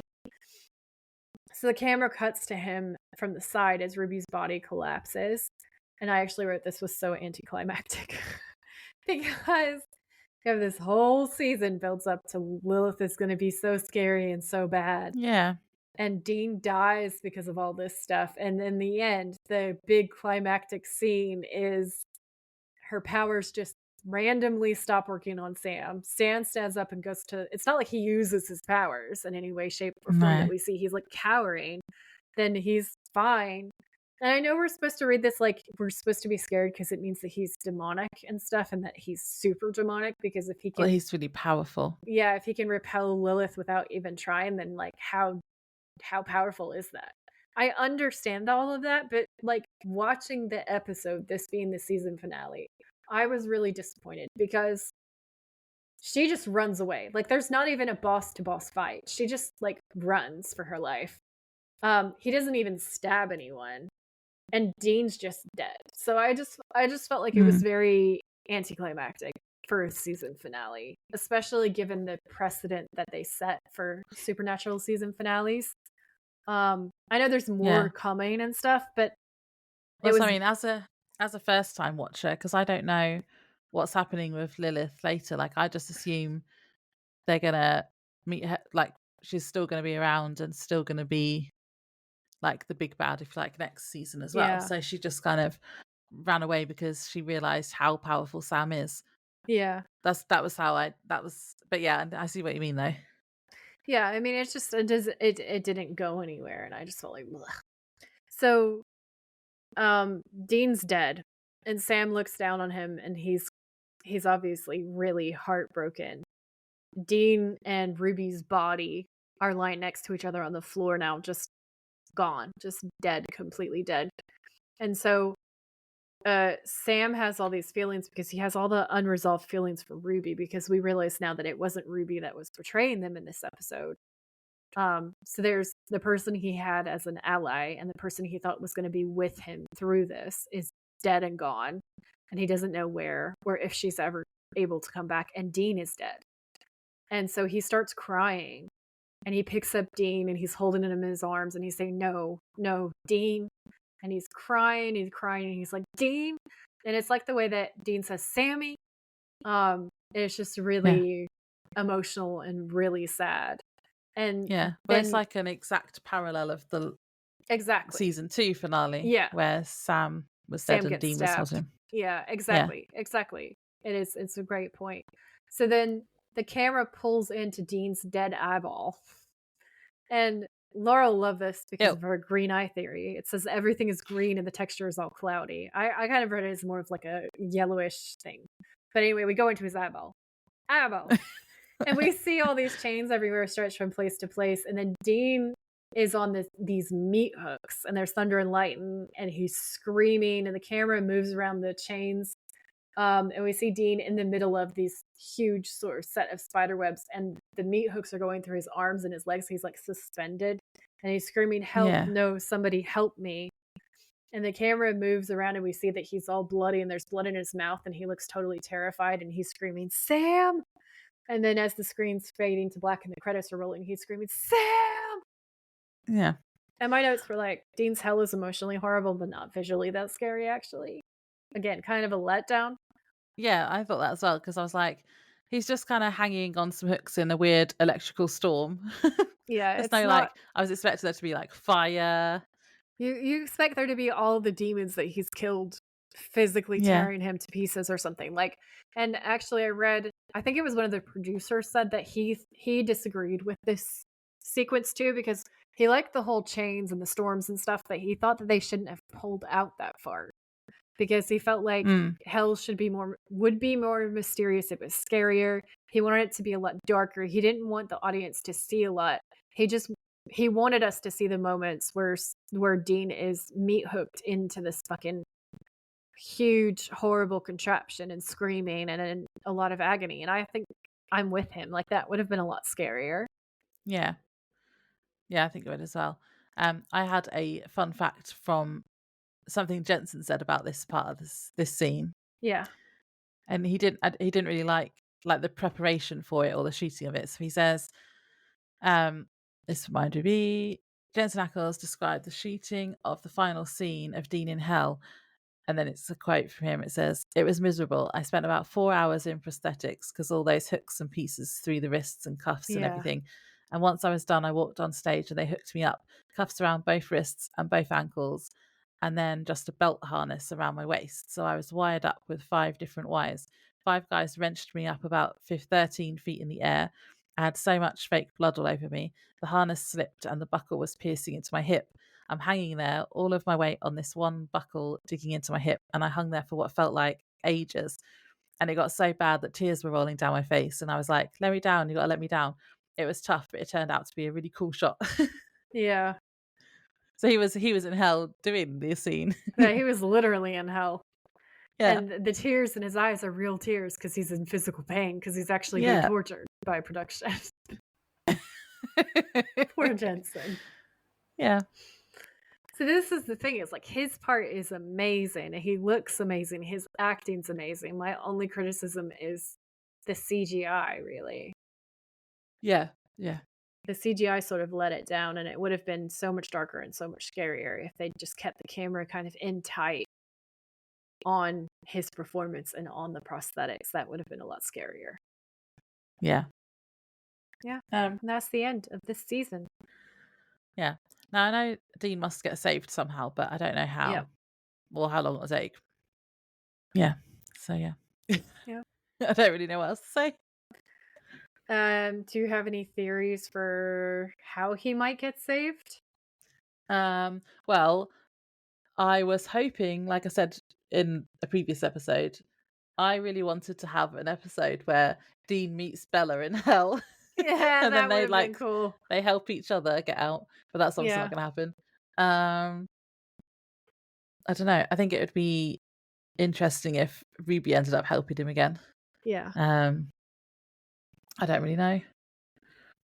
I want to know what Sam is going to be like, because is it going to be like in Mystery Spot where Dean died in that and then he just turned into like The John? hottest of all hot things.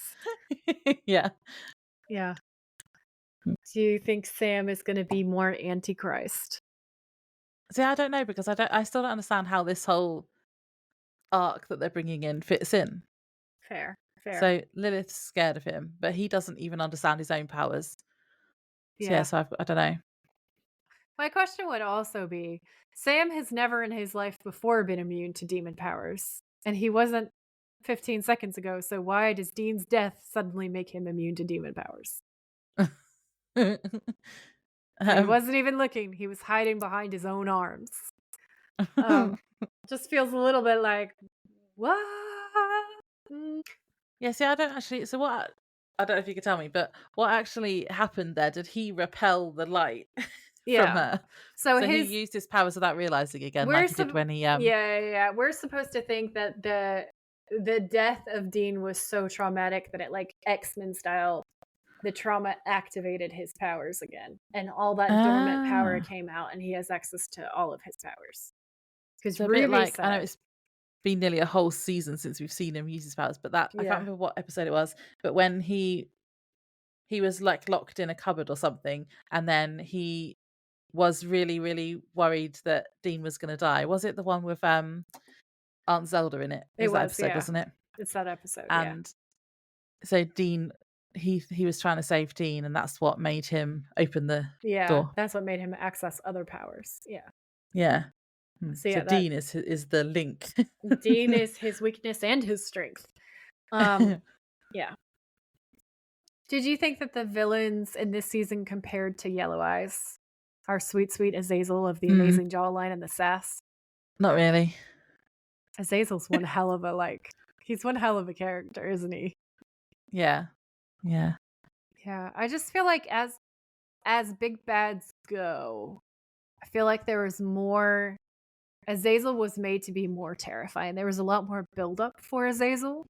And then in this season, we hear about Lilith, really, I feel like only towards the end anyway. And then we only see her very briefly. And each time we see her, she's being played by a different actor.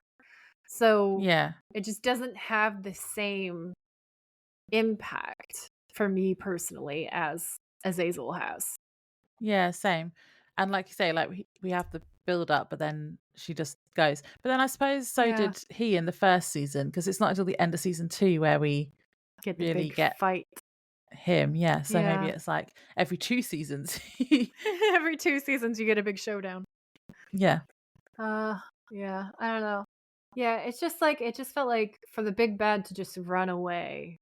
I understand that Dean's dead and that's horrible and he's in hell. And don't get me wrong, I got a lot of emotional damage from that. So like And when I first watched the episode, I was so shook by Dean being killed because I really thought they were going to find a way to save him.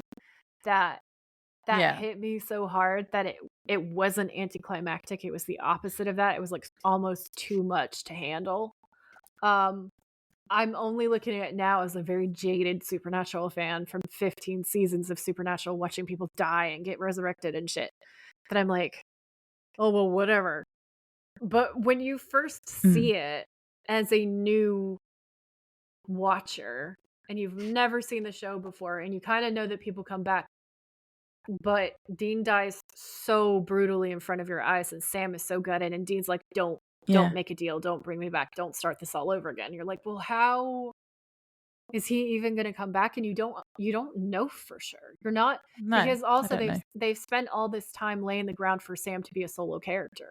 And all these characters like Ruby and everybody else has been saying, oh, Sam's going to have to go it alone. Sam's going to have to be on his own. So I, as an audience member, was like, oh my God, they can't actually kill off Dean, can they?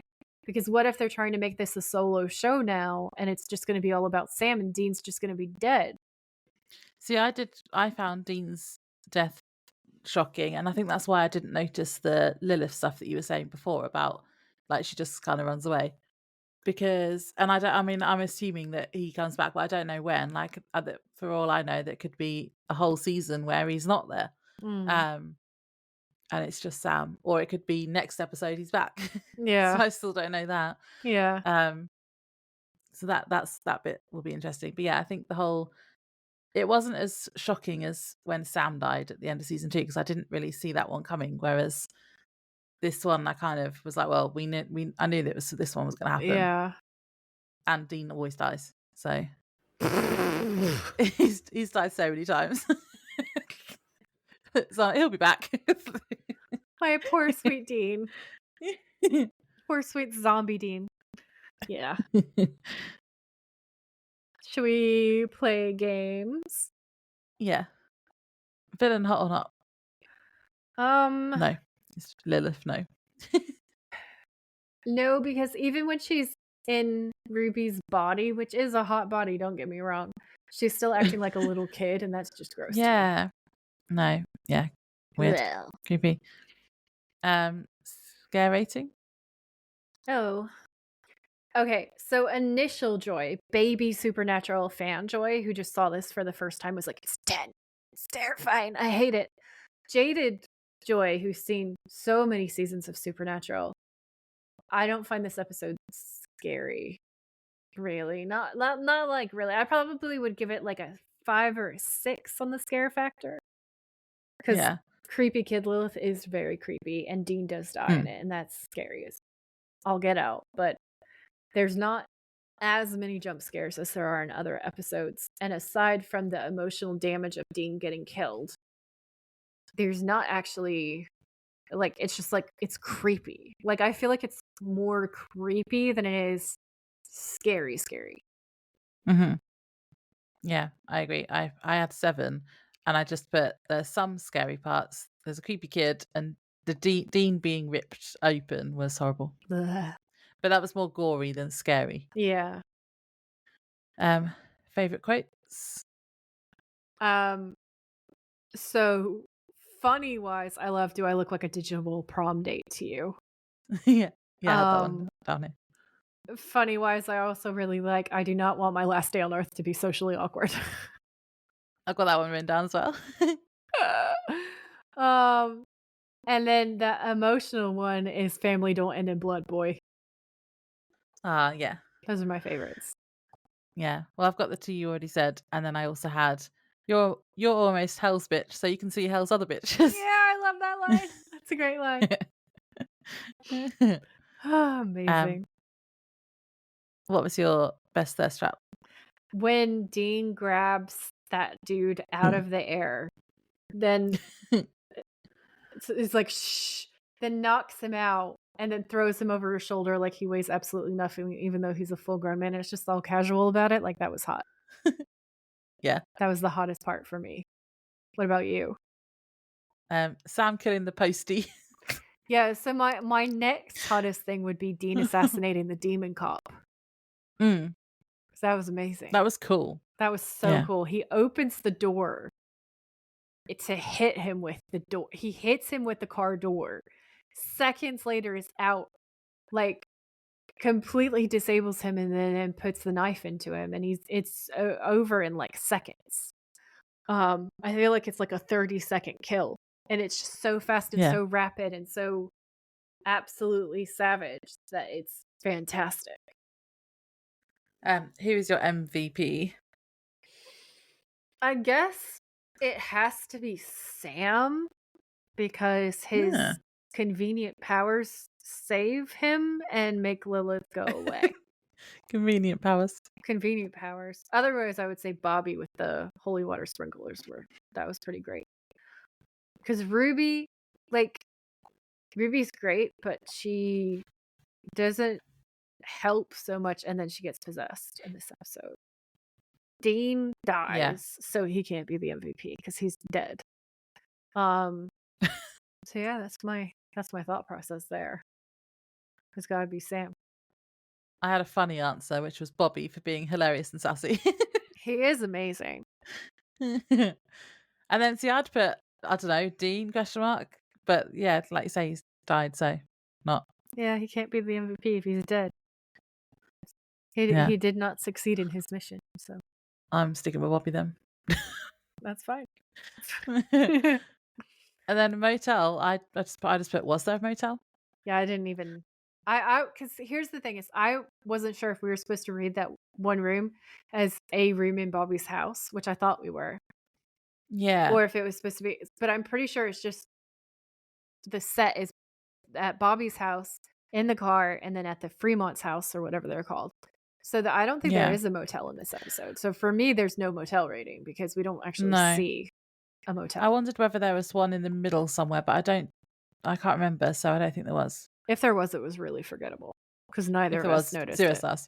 Yeah. 0 stars, unnoticeable. Yeah. Yeah, okay. Well, so next week we're going to have our season 3 wrap-up episode, and then we will take a week off before starting season 4. So we might have a bonus episode. That's TBC. But we'll have a week off and then start season 4. Yep. Did you have anything else to say? Thank you for joining us and coming along for the ride. We've really, really enjoyed all the comments, especially our Spotify comments. Those have been great.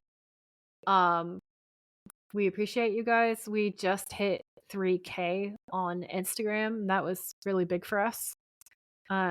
We did a really fun collaboration this season. I just feel like we've grown as a community and as a podcast, and I feel like that's meant a lot to both me and Laura.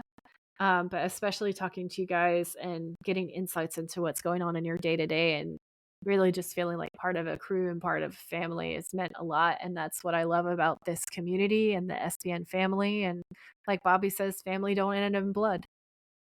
Yeah, nice. And with that, we're wrapping up season 3. We'll see you guys again in season 4, and we'll say bye for now. Bye. Bye. Thanks for tuning in. If you like this episode, please rate, review, and subscribe. We would be very grateful. And if you know someone who would enjoy it, please share. You can find us on Instagram at the Witches of Letters podcast, or you can email us at thewitchesofletters@gmail.com. Until next time, stay safe out there, have each other's backs, and always keep fighting.